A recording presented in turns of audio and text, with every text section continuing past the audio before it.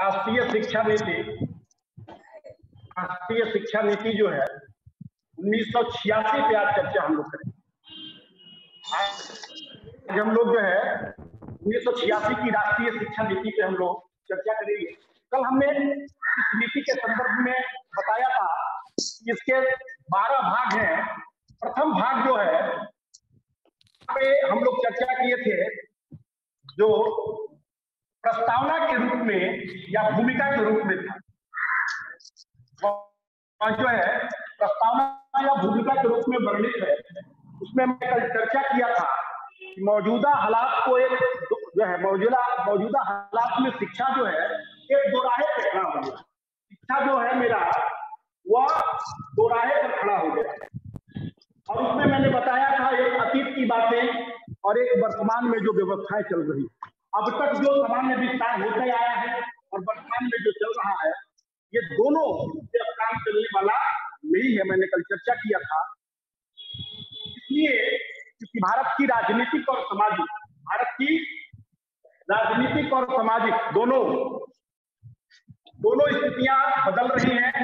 राजनीतिक रूप से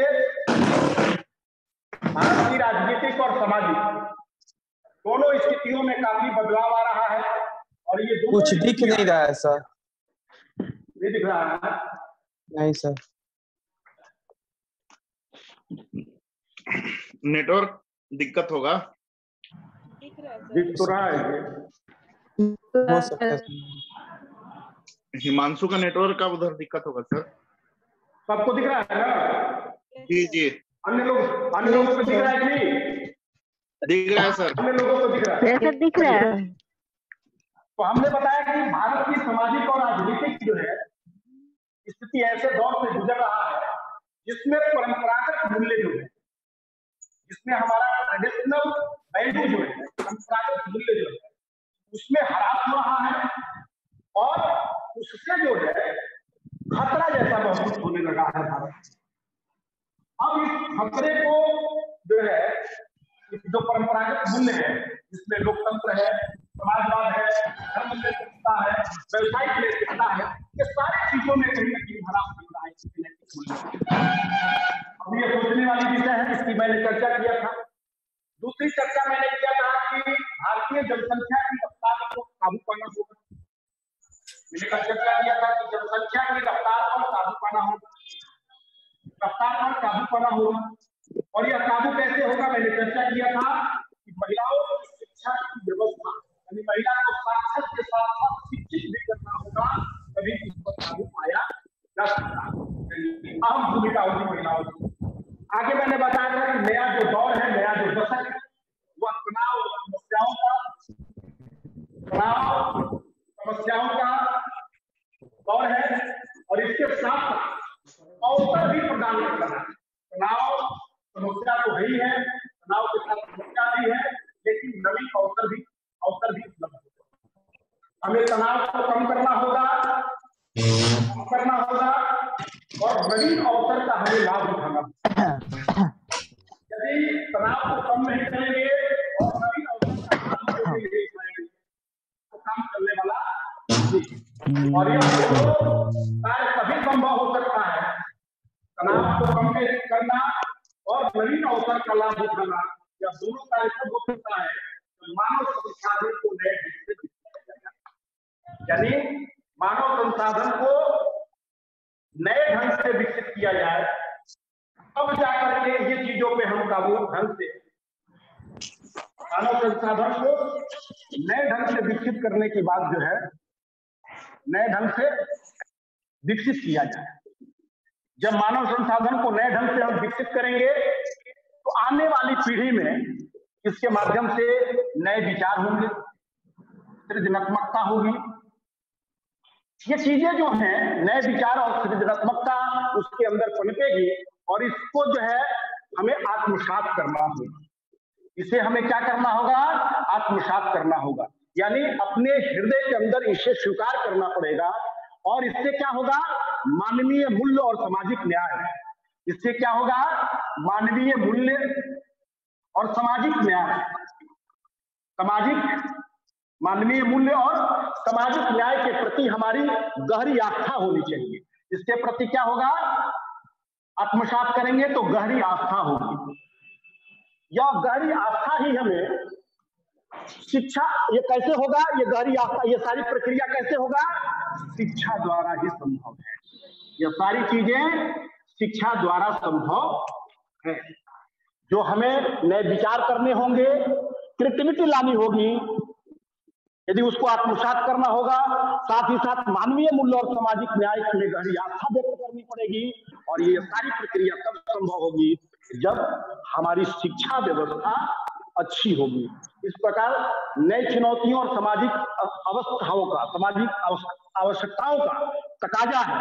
नई चुनौतियां और सामाजिक आवश्यकताओं का तकाजा है कि सरकार एक नवीन शिक्षा नीति बनाए। क्या करे सरकार? सरकार एक नवीन शिक्षा नीति, नवीन शिक्षा नीति जो है वह बनाए। और इसी नवीन शिक्षा नीति के रूप में 1986 की राष्ट्रीय शिक्षा नीति हम लोग के सामने है। तो कल मैंने प्रस्तावना में ये बातें बताई थी। कल ये बातें जो मैंने चर्चा किया था वह प्रस्तावना के तहत था। तो भाग 1 में हम लोगों ने चर्चा कल कर लिया था। आज भाग 2 में हम लोग चर्चा करेंगे कि भाग 2 में क्या था। क्रमवार जो है हम लोग एक एक भाग की शिक्षा के सार और उसकी भूमिका। भाग 2 में क्या है, शिक्षा का सार और उसकी भूमिका। शिक्षा का सार और उसकी भूमिका पे आज हम लोग चर्चा करेंगे कि शिक्षा का सार क्या है, उसकी भूमिका क्या है। हमारे राष्ट्रीय परिप्रेक्ष्य में यदि हम बात करें तो राष्ट्रीय परिप्रेक्ष्य में सबके लिए शिक्षा, किसके लिए? सबके लिए शिक्षा। राष्ट्रीय परिप्रेक्ष्य में, हमारे राष्ट्रीय परिप्रेक्ष्य में सबके लिए शिक्षा। हमारे भौतिक और आध्यात्मिक दोनों, भौतिक और आध्यात्मिक दोनों की बात यहां कर रहे हैं। भौतिक और आध्यात्मिक विकास की बुनियादी आवश्यकता है। विकास की बुनियादी आवश्यकताएं हैं, बुनियादी आवश्यकताएं हैं। मैंने बताया कि हमारे राष्ट्रीय परिप्रेक्ष्य में, राष्ट्रीय दृष्टिकोण में सबके लिए शिक्षा हमारे भौतिक और आध्यात्मिक विकास की बुनियादी आवश्यकता है। सबको शिक्षा कैसे मिले, और उस सबको शिक्षा यदि मिलती है तो भौतिक रूप से राजन जी बार-बार स्क्रीन शेयर मत कीजिए। भौतिक रूप से हमारे अंदर समृद्धता तो आएगी ही, भौतिक रूप से हम विकास तो करेंगे ही करेंगे, साथ ही साथ हमें आध्यात्मिक रूप से भी विकास करने का अवसर मिलेगा। और हमारी ये जरूरत है। उन्होंने बताया कि ये शिक्षा का सार है हमारे, कि सबके लिए शिक्षा उपलब्ध हो, और वह शिक्षा हमें भौतिक और आध्यात्मिक विकास की तरफ हमें ले जाएगा। दूसरी बात उन्होंने भाग 2 में कहा कि शिक्षा सुसंस्कृत बनाने का माध्यम है। क्या उन्होंने बताया कि शिक्षा जो है सुसंस्कृत जो है, शिक्षा सुसंस्कृत जो है बनाने का माध्यम है, बनाने का माध्यम है। हमें कैसे जो है व्यक्ति बने, हमें कैसे व्यक्ति बने जो संस्कृत निष्ठ हो, जो अच्छे हों, यानी नैतिक मूल्यों से युक्त हो, तमाम जो है सद्गुणों से युक्त मेरा जीवन हो, उसे हम सुसंस्कृत रूप में अभिहित करते हैं। तो उन्होंने कहा कि शिक्षा सुसंस्कृत बनाने का माध्यम है, और यह हमें संवेदनशीलता और दृष्टिकोण, यह जो है हमारी संवेदनशीलता, हमारी जो है संवेदनशीलता और दृष्टि दोनों को प्रखर करती है। क्या करता है? दोनों को प्रखर करती है। या इस तरह की यदि स्थिति होती है तो हमारी जो संवेदनशीलता है वह भी, और हमारी जो दृष्टि है उसको भी प्रखर करती है। और इससे यदि इस तरह की स्थितियां बनती हैं, हम इस तरह की स्थिति को जो है आत्मसात करते हैं, तो हमारे अंदर राष्ट्रीय एकता पनपती है। हमारे अंदर राष्ट्रीय एकता पनपती है। हमारे अंदर राष्ट्रीय एकता पनपती है। सुसंस्कृत होंगे हम, और शिक्षा के माध्यम से हमें इस तरह की स्थिति प्राप्त होगी तो राष्ट्रीय एकता हमारी अच्छी होगी। वैज्ञानिक तरीके के अमल की संभावना बढ़ेगी।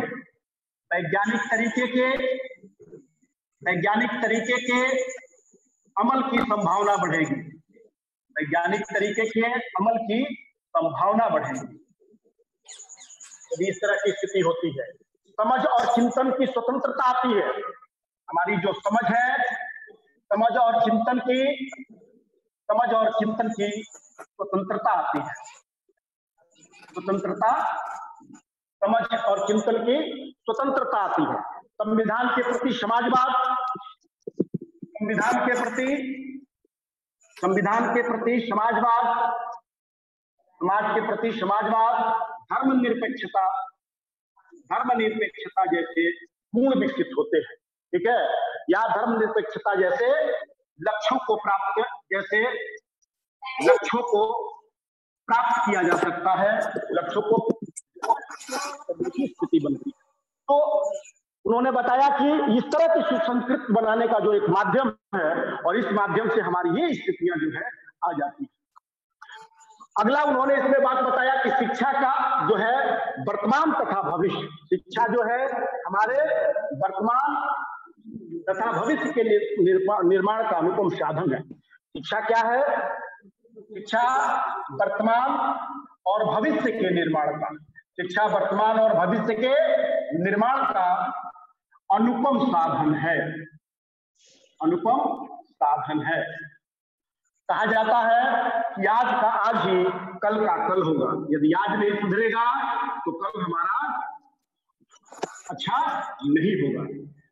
यदि आज सुधर गया तो स्वाभाविक है कि कल हमारा अच्छा होगा। कहा जाता है आज का आज ही कल का कल होगा। कल का कल होगा, यानी हमारा आज का वर्तमान यदि सुंदर है, यदि हम वर्तमान को ठीक से जी रहे हैं, वर्तमान में अपने कर्तव्यों का ठीक से निर्वहन कर रहे हैं, तो आने वाला जो कल होगा, जो हमारा भविष्य होगा, वह सुंदर होगा। यदि आज मेरा गड़बड़ हो जाएगा तो मेरा भविष्य अच्छा नहीं होगा, भविष्य सुंदर नहीं होगा। इसलिए उन्होंने बताया कि वर्तमान और भविष्य के निर्माण का अनुपम साधन है क्या? शिक्षा। क्या चीज? शिक्षा जो है वर्तमान और भविष्य का अनुपम साधन है। और इसी सिद्धांत को जितनी मैंने बातें बताई भाग 2 में, इसी सिद्धांत को राष्ट्रीय शिक्षा नीति के इसी सिद्धांत को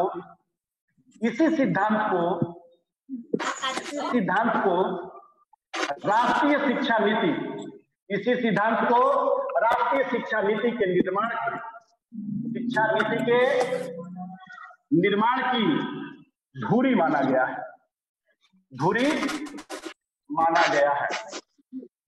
ये आधार स्तंभ है राष्ट्रीय शिक्षा निर्माण की, जिसमें मैंने बताया कि सभी के लिए शिक्षा हमारे जो है भौतिक और आध्यात्मिक विकास की बुनियादी आवश्यकता है।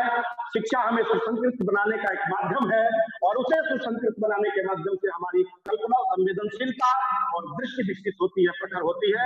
उससे राष्ट्रीय एकता पनपती है, वैज्ञानिक तरीके के अमल करने की संभावनाएं बढ़ती है, समझ और चिंतन की स्वतंत्रता बढ़ती है। ये सारी चीजें जो है एक साथ समेत करने के बाद यह बात उभर करके सामने आई। यह सिद्धांत जो है राष्ट्रीय शिक्षा निर्माण की जो है धुरी के रूप में हम लोगों के सामने। तो इस प्रकार हम लोगों ने भाग 2 की भी चर्चा किया कि भाग 2 में निम्नलिखित बातें जो शिक्षा का सार और उसकी भूमिका के रूप में हम लोगों के सामने है। तो इस प्रकार भाग 2 समाप्त होता है, हम लोग भाग 3 की तरफ आगे बढ़ते हैं। बातें क्लियर हो रही है ना? भाग 3 की तरफ हम लोग जो है अब आगे बढ़ते हैं, क्योंकि इसमें 12 भाग है, जल्दी जल्दी हम लोग नहीं पढ़ेंगे तो पीछे हो जाएंगे। राष्ट्रीय शिक्षा व्यवस्था, भाग 3 में इन्होंने बात किया राष्ट्रीय शिक्षा व्यवस्था की। भाग 3 में इन्होंने राष्ट्रीय शिक्षा व्यवस्था की बात किया। राष्ट्रीय शिक्षा व्यवस्था का इन्होंने बताया कि इसका मूल मंत्र क्या है। राष्ट्रीय शिक्षा व्यवस्था का ये हेडिंग है इनका, राष्ट्रीय शिक्षा व्यवस्था। ये मूल मंत्र है कि एक निश्चित स्तर तक सभी शिक्षार्थी को, इन्होंने मूल मंत्र क्या बताया? एक निश्चित स्तर तक, एक निश्चित स्तर तक उन्होंने बताया कि एक निश्चित स्तर तक सभी शिक्षार्थियों को, सभी विद्यार्थियों को, सभी शिक्षार्थियों को, एक निश्चित स्तर तक सभी शिक्षार्थियों को, केवल एक की बात ये नहीं कर रहे हैं बल्कि सभी लोगों की बात कर रहे हैं, सभी शिक्षार्थियों की बात, बिना किसी जात पात के। क्या मूल मंत्र है? बिना किसी जात पात के, बिना किसी जात पात के, बिना धर्म स्थान लिंग के भेद के, बिना स्थान लिंग के भेद के, इसमें ये दोनों चीजें शामिल किए, लगभग एक जैसी शिक्षा उपलब्ध, ऐसी शिक्षा उपलब्ध हो, लगभग एक जैसी शिक्षा उपलब्ध हो, लगभग एक जैसी शिक्षा उपलब्ध हो। उन्होंने कहा कि राष्ट्रीय शिक्षा व्यवस्था जो भाग 3 है आपका, जो भाग 3 है, उन्होंने कहा कि इसका मूल मंत्र है कि एक निश्चित स्तर तक सभी शिक्षार्थियों को बिना किसी जात पात के जो हम शिक्षा दें उसमें जात पात वाली भेदभाव नहीं होनी चाहिए, बिना धर्म के भेदभाव के, बिना स्थान के भेदभाव के, और लिंग के स्तर पर यानी महिला और पुरुष या अजेंडर लिंग के स्तर पर भी कोई भेदभाव न किया जाए, और इन सभी लोगों को लगभग एक जैसी शिक्षा उपलब्ध कराई जाए। यह जो है ये मूल मंत्र है। ये मूल मंत्र को इन्होंने राष्ट्रीय शिक्षा व्यवस्था में स्थान दिया। उसके बाद इन्होंने बताया कि जो शिक्षा की संरचना है, सारे देश में एक जैसी शैक्षिक संरचना है, लगभग सारे देश में एक जैसी शैक्षिक संरचना है, एक जैसी शैक्षिक संरचना की बात इन्होंने की, यानी 10+2+3 की बात हमने कोठारी में देखा। अब इन्होंने कहा कि एक जैसी यदि स्थिति है तो पूरे देश में इसे स्वीकार किया गया है, तो पहले 10 को इन्होंने कहा कि 10 का डिवाइडेशन जो होगा वह 5 वर्ष प्राथमिक शिक्षा का होगा। इन्होंने कहा कि 5 वर्ष जो है, 5 वर्ष प्राथमिक शिक्षा की बात इन्होंने की, और उसके बाद 3 वर्ष उच्च प्राथमिक की बात इन्होंने की। 5 वर्ष इन्होंने क्या बताया? 5 वर्ष की प्राथमिक शिक्षा हो और 3 वर्ष की उच्च प्राथमिक शिक्षा हो, और 2 वर्ष का हाई स्कूल, 2 वर्ष की हाई स्कूल में बांटकर ये 10 वर्षों की जो है शिक्षा व्यवस्था का इन्होंने स्ट्रक्चर बताया कि इस प्रकार होना चाहिए। सर हाई स्कूल ही ना माध्यमिक है? हाई स्कूल ही ना माध्यमिक है? नहीं, मिडिल स्कूल। माध्यमिक आपका जो है मिडिल स्कूल की जो कंडीशन है, ये मिडिल स्कूल है आपका। ये जो है उच्च प्राथमिक जो है वो मिडिल है, और हाई स्कूल उच्च जो है माध्यमिक हो जाता है। ठीक है जी सर, तो वही पूछे अभी। अच्छा हाँ, चलिए अब इन्होंने बताया आगे इन्होंने चर्चा किया, ये जो स्थिति बन रही है, इस स्थिति के बाद इन्होंने बताया कि राष्ट्रीय पाठ्यक्रम में 2 अंग होंगे। इन्होंने बताया कि राष्ट्रीय पाठ्यक्रम में 2 अंगों की बात इन्होंने की। पाठ्यक्रम जो होगा वो 2 अंगों में होगा। एक होगा अनिवार्य अंग, एक उन्होंने बताया कि एक अनिवार्य अंग होगा। एक क्या होगा? अनिवार्य अंग होगा। दूसरा उन्होंने कहा लचीलापन वाला अंग होगा। दूसरा लचीलापन वाला अंग होगा। एक अंग कौन होगा? अनिवार्य अंग होगा, जिसे कॉमन कोर कहते हैं। इन्होंने इसे बताया कि ये कॉमन कोर है, कॉमन कोर के रूप में इसे अभिहित किया। इसे जो है कॉमन कोर के रूप में इसे उन्होंने बताया कि कॉमन कोर के रूप में।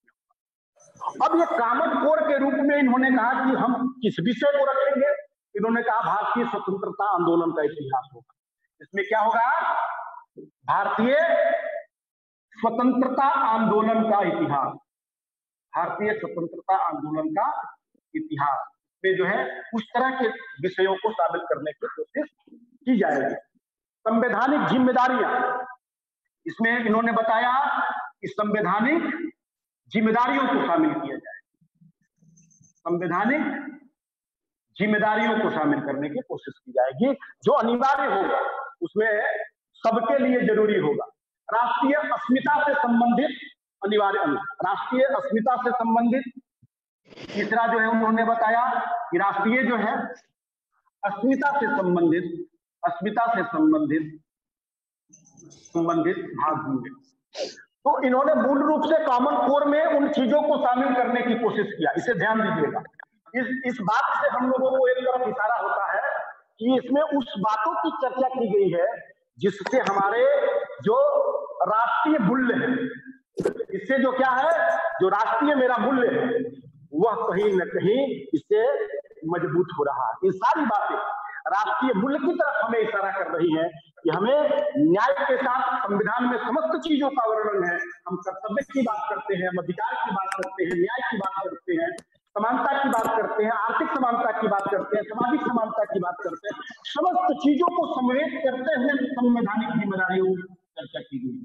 यानी हमारा जो नैतिक राष्ट्रीय मूल्य होगा वह बहुत ही मजबूत होगा, और हमारा जो है राष्ट्रीय मूल्य जब मजबूत होगा तो स्वाभाविक है कि हम बहुत अच्छे समृद्ध भौतिक और आध्यात्मिक जो है जो मानव है उनका विकास का जो है उनकी भूमिका शिक्षा का सार है, उसमें हम कहीं ना कहीं अच्छे रूप में अपने को प्रमाणित करते हुए दिखें।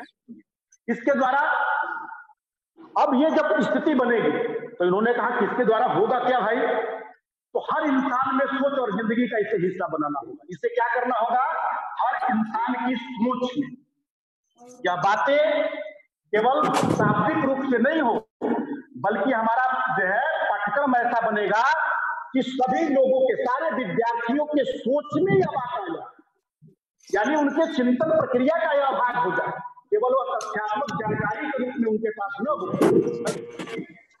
हर इंसान की सोच और जिंदगी का हिस्सा बने, हर इंसान की सोच और जिंदगी का हिस्सा बने। ये क्या हो, ये जो बातें मैंने लिखा ये हर इंसान की सोच और जिंदगी का हिस्सा बने, हर इंसान की सोच और जिंदगी का हिस्सा बने। ये जो है हर इंसान की सोच और जिंदगी का हिस्सा होना चाहिए, ये वे ऑफ लाइफ होना चाहिए, हमारी जीवन पद्धति इस तरह की होनी चाहिए। ठीक है, तो कोशिश की जाएगी कि हर इंसान की सोच और जिंदगी में इस तरह की स्थितियां आए।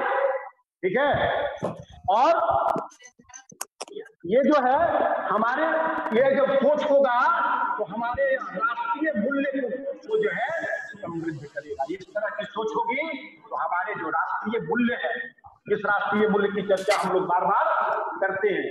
हमारे राष्ट्रीय मूल्य क्या क्या है, हम लोग बार बार इसकी चर्चा पीछे भी हम लोगों ने किया था राष्ट्रीय मूल्य के संदर्भ में। यदि इस तरह की सोच पैदा हो जाएगी, हमारी जीवन पद्धति बनेगी, तो हमारे जो राष्ट्रीय मूल्य है, हमारी समान सांस्कृतिक धरोहर, हमारी समान सांस्कृतिक धरोहर, राष्ट्रीय मूल्य होगा हमारा समान सांस्कृतिक धरोहर, हमारी समान सांस्कृतिक धरोहर, उसकी हम रक्षा कर पाएंगे, उसको हम समृद्ध कर पाएंगे।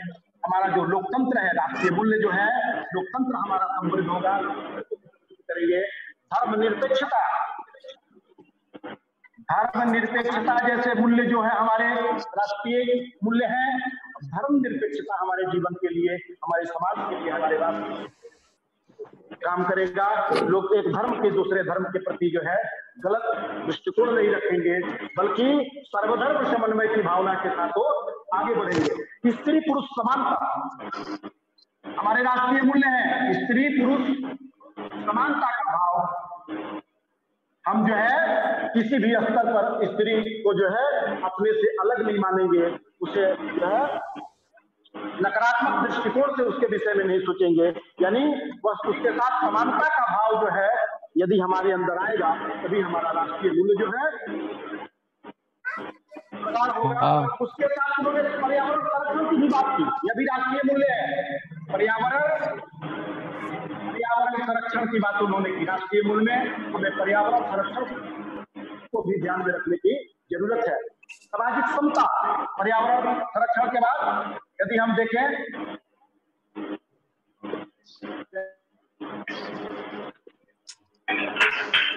हैं।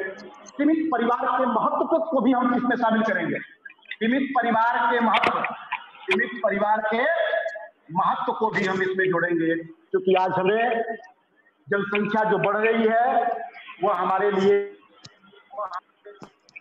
समस्या के रूप में सामने आ गई है। इस समस्या से निजात तभी हम पा सकते हैं जब मेरा परिवार जो है वह छोटा हो। परिवार जब छोटा नहीं होगा तो हमारे लिए, हमारे देश के लिए समस्या दिनों दिन बढ़ती चली जाएगी। वैज्ञानिक तरीके से अमल की जरूरत, यह भी राष्ट्रीय मूल्य है। वैज्ञानिक तरीके से 2 मिनट बचा हुआ है 40 होने में। अच्छा, 1 मिनट से हाँ बताइएगा। वैज्ञानिक तरीके से सोच को डेवलप करने की बात की गई है कि वैज्ञानिक तरीके से उसमें अमल कैसे किया जाए, तो सारी प्रक्रियाएं जो हैं उसके साथ जोड़ने की उन्होंने की। तो ये सारी बातें हमें लग रहा है कि आपको समझ में आई होंगी कि राष्ट्रीय शिक्षा व्यवस्था के अंतर्गत जो है ये सारी बातें राष्ट्रीय मूल्य से संबंधित, ये सारे राष्ट्रीय मूल्य हैं। हमें इस पर ध्यान देना होता है, और ध्यान ही नहीं बल्कि विशेष ध्यान देने की इसकी जरूरत होती है। और हमारी सांस्कृतिक धरोहर, लोकतंत्र, धर्मनिरपेक्षता, स्त्री पुरुष समानता का भाव, पर्यावरण संरक्षण, सामाजिक समानता, सीमित परिवार के महत्व, इन सारी चीजों पर हमें बढ़ गया है। आवाज आ रही है ना? जी सर। क्लियर है? चलिए, अब ये सारी बातों तो इन्होंने बताया ही इसमें।